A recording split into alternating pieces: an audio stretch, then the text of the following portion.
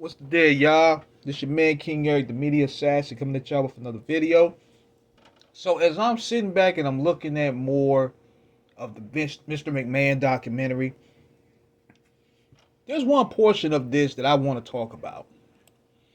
And this is the part with the estranged relationship with Shane McMahon. Now you notice they had an estranged relationship. And it was revealed here in this documentary that Shane has always been considered the black sheep of the family. I think it could be a couple of things. Number one, it seems as though Shane is more so to stand up to Vince versus everybody else in the family. Because you could tell that Shane wasn't really with a lot of the weirdo shit that Vince and them wanted to do. Now Linda was a team player. Stephanie was a team player. But you notice in every of these angles, Shane was never involved in anything real crazy. And another thing too that I noticed too is all those daredevil, almost daredevil stunts, almost killing himself in every match. Every match we've seen Shane in, almost he damn near almost tried to kill himself, or he's doing some dives off the cage. He's doing dives off a balcony. All of this to earn the respect and love from Vince, because Vince has a cold demeanor. And see, that cold demeanor from Vince McMahon was started with his family. If you really look into the roots of it, his family treated him cold. He was abused. His self-value felt low because of how his stepfather abused him. His mother allegedly abused him. And then even working with his dad, his Vince McMahon Sr., Vince McMahon Sr. was a take no prisoners type guy, kind of like how Vince is today. And Vince revealed himself. He said, the only time he told me he loved me was on his deathbed. That's some cold shit. That's some real cold shit right there. So, Vince has a lot of psychological issues. Issues with, him being a deviant plays a role of him being abused as well. And he also said in the documentary, he pushes that in the back of his mind instead of wanting to talk about it. He's always done that. He just wanted to just focus on business. And that's what he's been doing. A lot of people replace trauma with work. A lot of people try to replace trauma with sex, drugs. And in Vince McMahon's case, he replaces it with work. That's why he builds a universe to where he wants control.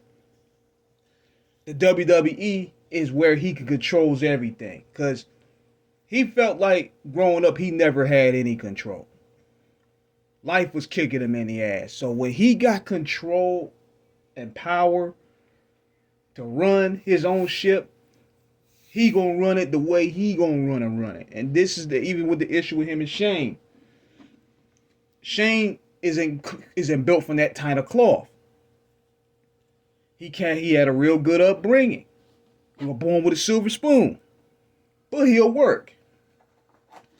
And he understands the business. That's why he's tried to do other ventures. Like he wanted to purchase ECW, he wanted to purchase UFC. He wanted to do different ventures to make his daddy proud. But probably in Vince's eyes, he probably saw Shane as a possible competitor.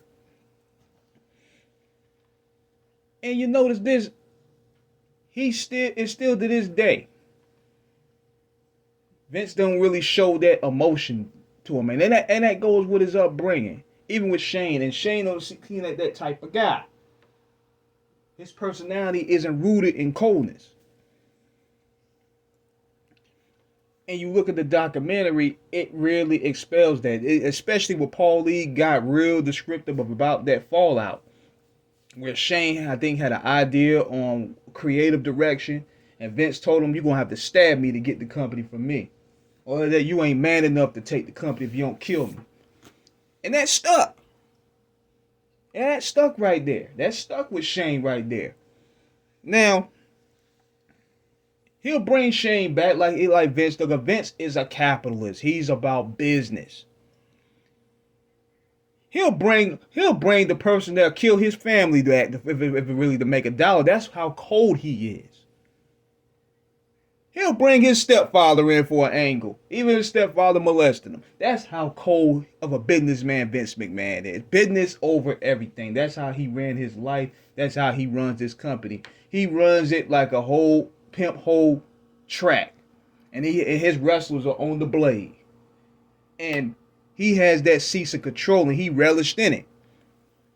But it pushed out Shane. And you notice this too. I wish what the documentary would have done, they would have got more deeper into that. They also should have got more deeper in the relationship or the alleged power struggle that Vince and Triple H probably had. And I'm thinking there's some issues even with that, because Triple H, it seems as though he's replacing Shane as a part of the family. I'm thinking there's an issue there.